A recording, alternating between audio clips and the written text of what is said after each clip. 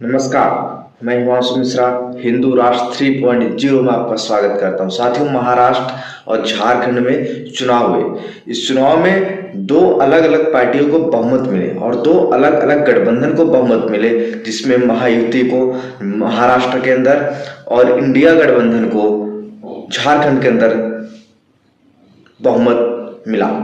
लेकिन सबसे बड़ी बात है, महाराष्ट्र के अंदर बीजेपी ने जिस हिसाब से वहां तबाही मचाई, उसके बाद बीजेपी का गठबंधन महायुति ने जिस हिसाब से तबाही मचाई, कोई समझ ही नहीं पा रहा। संजय राउत यहां तक कह रहे हैं कि एकनाथ शिंदे की पार्टी शिवसेना इतनी सीटें कभी नहीं जीत सकती। बीजेपी 90% स्ट्राइक रेट से कभी नहीं जीत सकती।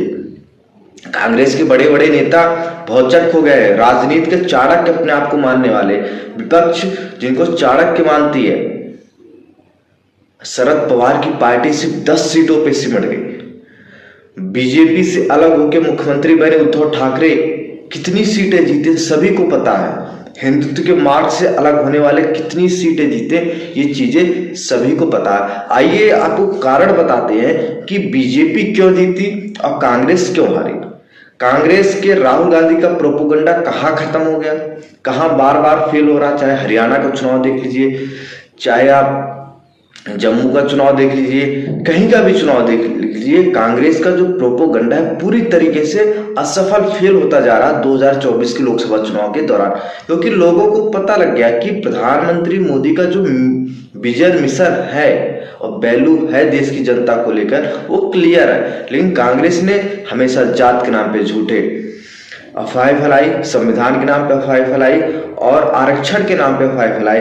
पहले आपको जानते हैं बीजेपी के जीत के बड़े कारण क्या है, जिससे महायुति गठबंधन महाराष्ट्र में एक तरफा 2/3 से ज्यादा बहुमत की सीटें ला दी।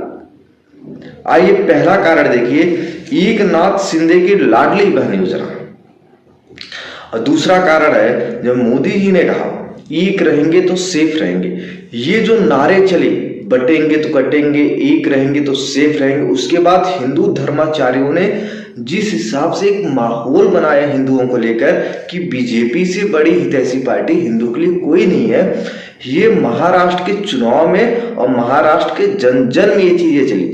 जहां पे बाला साहब ठाकरे को साधने की कोशिश बीजेपी ने की, वही हिंदू धर्माचार्यों ने, आप सबको याद होगा जब उद्धव मुख्यमंत्री थे तो उस समय साधुओं की निर्मम हत्या हुई थी। इन सब चीजों को लेकर ही बीजेपी शुरू से ही आगे चली। और सभी को याद होगा कि बीजेपी हमेशा हिंदुत्व का साथ देती है और हिंदुत्व को साथ लेकर चलती है।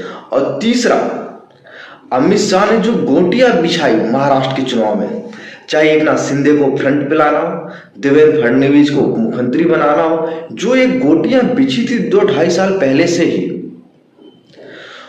वो गोटियां अमित शाह ने बिछाई थी। इसका जबरदस्त फायदा बीजेपी को इस महाराष्ट्र के चुनाव में हुआ।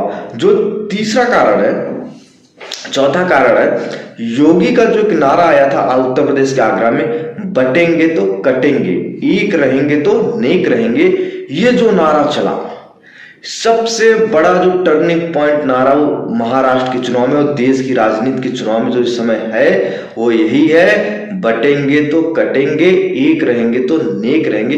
ये नारा बहुत जबरदस्त पूजा महाराष्ट्र के चुनाव में।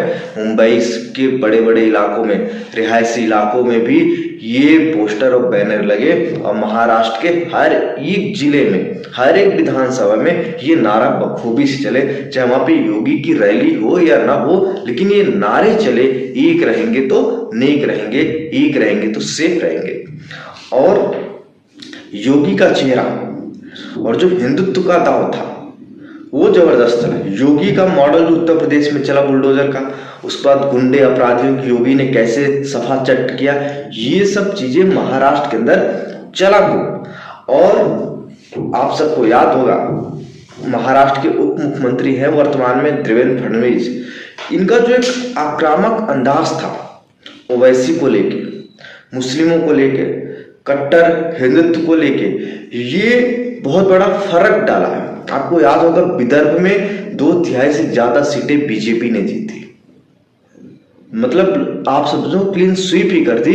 इसमें देवेंद्र फडणवीस का बहुत बड़ा हाथ है, एकनाथ शिंदे का बड़ा हाथ है, अजीत पवार जैसे तीनों ने मिलकर जिस हिसाब से न कोई गुटबाजी हुई टिकट वितरण में, न कुछ हुआ चुनाव प्रचार में भी नहीं हुआ, प्रत्याशियों में भी नहीं हुआ, कार्यकर्ताओं में भी नहीं हुआ, क्योंकि सभी का लक्ष्य एक था कि महाराष्ट्र को हमें जीतना है।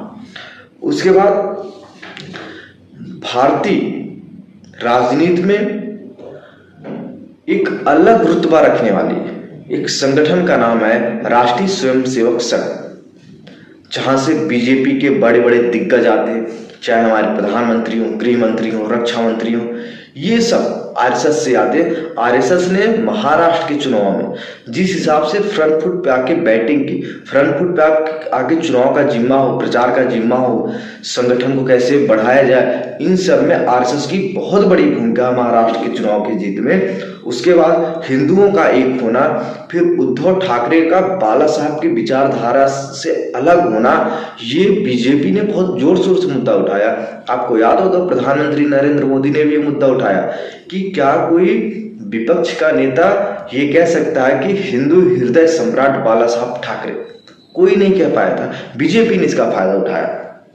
फिर कांग्रेस के साथ उद्धव का जाना, साधु संतों का मारना, उसके बाद कट्टर हिंदू विचारधारा के जो लोग थे शिवसेना के साथ जुड़े थे, वो जब कांग्रेस के साथ गए और बीजेपी ने बाला साहब के पोस्टर बैनर से लेके सब कुछ वायरल करना शुरू किया। बाला साहब ऐसे कहते थे कांग्रेस को लेकर, बाला साहब ये कहते थे, ये सब चीजें महाराष्ट्र के चुनाव में बहुत फर्क डाला। उसके बाद जो उत्तर भारतीय रहते हैं महाराष्ट्र के अंदर, वो बीजेपी के पक्ष में जबरदस्त समर्थन किया, क्योंकि सभी को याद होगा कि राज ठाकरे जिस हिसाब से बयानबाजी करते उत्तर भारतीयों के लिए, उत्तर भारतीयों पे जिस हिसाब से टिप्पणी करते हैं, उन्हें लगता है कि बीजेपी ही है जो उत्तर भारतीयों को महाराष्ट्र में सुरक्षित रह सकती है।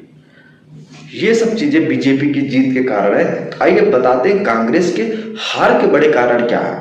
कांग्रेस के युवराज कहे जाने वाले राहुल गांधी लगातार अपना 89वां 89 इलेक्शन हार चुके हैं, मतलब शतक से सिर्फ और सिर्फ 11 चुनावों पीछे हैं, नहीं तो एक आंकड़ा छू लेंगे। राहुल का जो चेहरा है, जो कांग्रेस राहुल को फ्रंट फुट पे लाती है, राहुल के चेहरे में कोई आकर्षक नहीं है, राहुल के चेहरे पे वोट नहीं है, राहुल के चेहरे पे जनता पागल नहीं है। पहला मेन कारण ये है, राहुल गांधी के पास कोई ऐसा जेन्युइन मुद्दा नहीं होता जिसको वो उठाएं, जिसको लेकर वो जनता के बीच में जाएं, क्योंकि सारे जेन्युइन मुद्दे को प्रधानमंत्री मोदी की सरकार खत्म करती जा रही है। मतलब जो मुद्दे हमारे देश में थे, शौचालय को लेकर, स्वच्छता को लेकर, विकास को लेकर, उसमें मोदी सरकार काम कर रही है। और लगातार राहुल गांधी जिस हिसाब से आपको याद होगा हरियाणा के चुनाव में कहते थे कि क्या आपको पता है अडानी का भी खेतों में फावड़ा चलाया, क्या आपको पता अडानी ने किया, ये सब चीजें चुनाव में बहुत फर्क डाली। और अडानी को लगातार टारगेट करना राहुल गांधी को ये महंगा पड़ गया, क्योंकि देश की जनता, महाराष्ट्र की जनता जानती है कि अडानी का देश के विकास, आधुनिक भारत के विकास में क्या योगदान है। आप जगह जगह अडानी के आप देखेंगे पेट्रोल पंप, जगह जगह अडानी के नाम की आप बड़ी बड़ी फैक्ट्रियां देखेंगे, उनमें काम करने वाले लोग कितने, हर एक परिवार से लोग लगभग अडानी की चीजों को यूज कर रहे हैं। उसके बाद अंबानी को गाली देना, आपको पता होगा 2014 से 16 से पहले जब जियो अंबानी जी ने लॉन्च नहीं किया था, देश में क्या स्थिति थी। कोई नेट का रिचार्ज 199 रुपए में 1 GB का करवाता था और उसी में 1 महीना चलाता था। सभी को याद है ये सब चीजें, और जनता राहुल के इन फालतू की चीजों में बहकने वाली नहीं है। संविधान और आरक्षण पे जो राहुल गांधी का एक झूठ है, जो झूठ लगातार राहुल गांधी का चलता आ रहा है, जनता ने 2024 के लोकसभा चुनाव के बाद लगातार जनता इस झूठ को नकार दे रही है। देश में संविधान न खत्म होने वाला, न आरक्षण खत्म होने वाला, ये चीजें जनता ने बता दिया है। और राहुल के घिसे पीटे वही जात का खेल, बराबर जात का खेल होता रहता है, ये सब चीजें जनता ने नकार दिया है। और संविधान की झूठी कसम, और सबसे बड़ी बात है जो लोग कह रहे हैं कि महाराष्ट्र में जो उद्धव ठाकरे की हार हुई है, जो कांग्रेस की हार हुई है, बीजेपी की जो सांसद बनी है अभिनेत्री कंगना रनौत के खिलाफ, जिस हिसाब से उद्धव ठाकरे ने जबरदस्त वक्तव्य बयानबाजी किया था, उनकी सरकार ने कंगना के पीछे पड़ गई थी, वो सब चीजें बहुत मायने रखती हैं। जनता ने सब देखा, इन्हीं सब देखते हुए वोट किया और यही कारण है बीजेपी की जीत के और महाविकास आघाड़ी मतलब कांग्रेस के हार के कारण है। क्योंकि शरद पवार फेल हो गए इस पूरे चुनाव में, उद्धव ठाकरे फेल हो गए, इनकी राजनीति खत्म हो गई शरद पवार की। जो एक समय इनका रुतबा था महाराष्ट्र की राजधानी में और केंद्र की राजनीति में रुतबा रखते थे, और आज वो रुतबा सब कुछ नरेंद्र मोदी ने खत्म कर दिया। आप चैनल को सब्सक्राइब कीजिएगा, ऐसे हर एक चुनाव का विश्लेषण मैं आप सबके बीच में लेकर आता हूँ। कुछ दिन से वीडियो नहीं आ रहा था, कुछ पर्सनल काम से मैं बिजी था, इसलिए अब आपको बराबर वीडियो मिलेगी, आप चिंता न करें।